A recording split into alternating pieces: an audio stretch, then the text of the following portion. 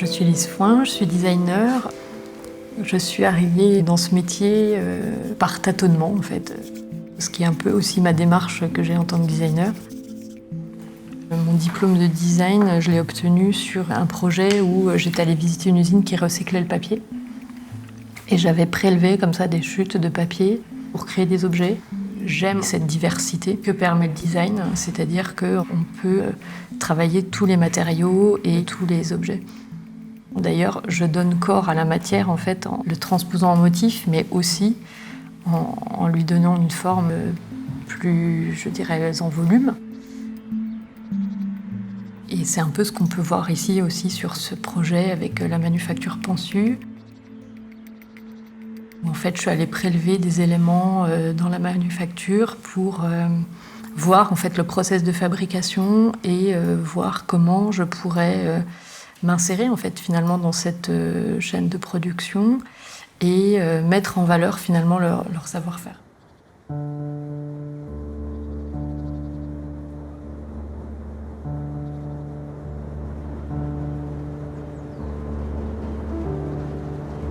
La société Pensu est une société familiale qui existe depuis 1878. Moi, je suis la 4e génération et nous avons aussi une 5e génération qui est dans l'entreprise. Notre spécialité, c'est la tapisserie, la reproduction de tapisseries ou d'œuvres en tapisserie. Donc là, vous pouvez voir notre unité de tissage avec différents métiers, dont le métier en grande largeur qui est là, avec une tapisserie Picasso en train d'être tissée.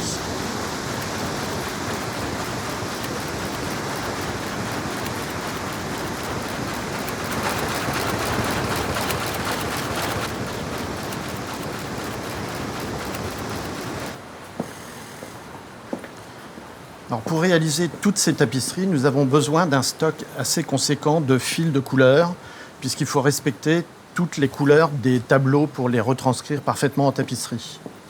Et là, vous pouvez voir les différentes bobines qui sont en préparation pour justement tisser les fameux coussins de Picasso, Miro et autres artistes.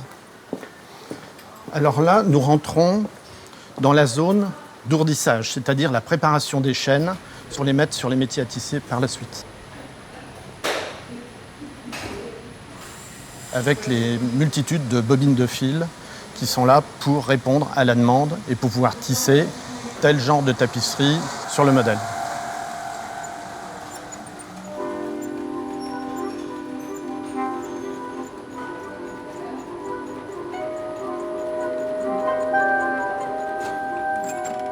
Nous existons depuis 1878, mais c'est mon arrière-grand-père qui a quand même créé un peu cette adaptation du métier jacquard pour réaliser des tapisseries. C'est souvent des dessins du 18e, du 19e, et qui étaient à la mode à l'époque. Nous avons pris un tournant en 2009, où là nous avons vu qu'il était plus intéressant de travailler sur des produits contemporains. Avec les artistes comme Picasso, Miro, la possibilité nous a été offerte de réaliser des tapisseries pour des artistes contemporains, notamment Philippe Starck.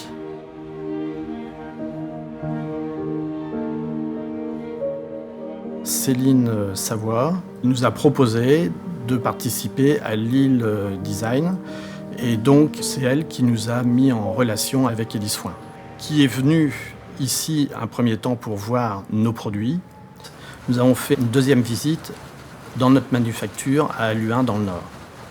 Et là, elle a vu les métiers à tisser, elle a vu comment se fabriquaient les tapisseries, elle a vu aussi notre technicienne meilleur ouvrier de France qui lui a expliqué le procédé et toute la façon de faire pour pouvoir arriver à une tapisserie. Alors c'est vrai que sur ce projet, effectivement, je récupère les chutes qui sont générées en fait à la fabrication des tapisseries, à la manufacture, qui sont généralement jetées. Et moi, ce qui m'a intéressé là-dedans par rapport à la problématique de l'exposition, qui est passé, présent, mémoire industrielle, c'est que finalement, c'est la seule trace qu'on garde de la chaîne et de la trame qui a été créée On ne voit jamais la quantité de fils ou même les couleurs exactement des fils qui ont été utilisés quand la tapisserie est créée. Et du coup, je prélève en fait dans la manufacture ces lisières et du coup, je viens créer des monticules en les enroulant comme ça.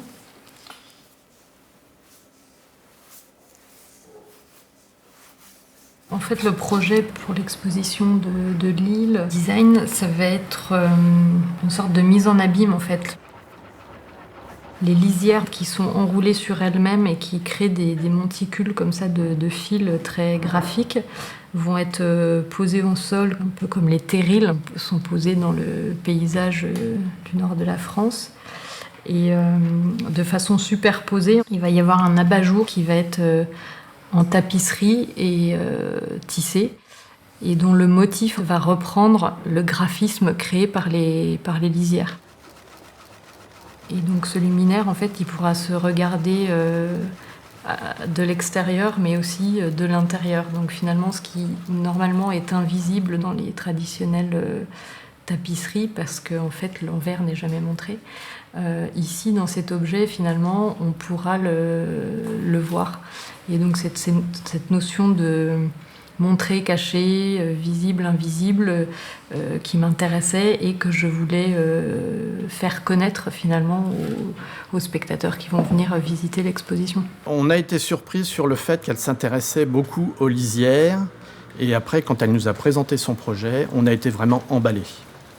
Parce que là, c'est de montrer effectivement l'envers du décor et non pas le devant qui est, j'allais dire, plus simple et on ne voyait pas la complexité du produit. Et là, le fait de s'intéresser à la lisière montre quand même le travail qui est fait dans la tapisserie. Et ce qui permet aussi à notre bureau de dessin de voir autre chose, et ça apporte quelque chose de différent. Le rose. On retrouve aussi du vert foncé. Ce qu'on appelle, c'est l'orangé. C'est finalement généré aussi par des designs textiles de tapisserie qui ne sont pas non plus les miens, qui sont créés par la manufacture et qui sont parfois d'œuvres d'autres artistes. Cette notion de mémoire, elle est aussi intéressante par rapport à la thématique de l'exposition. Et puis, elle est aussi intéressante dans moi, les valeurs que j'aime mettre dans mon métier, qui sont des notions aussi de transmission, de rendre visibles des choses qui ne le sont pas forcément. Et donc là, c'est un peu la même idée, en fait, finalement, c'est de révéler des choses qui sont d'habitude invisibles pour les gens et qui ont un intérêt, à mon sens, esthétique, qui vaut d'être montré.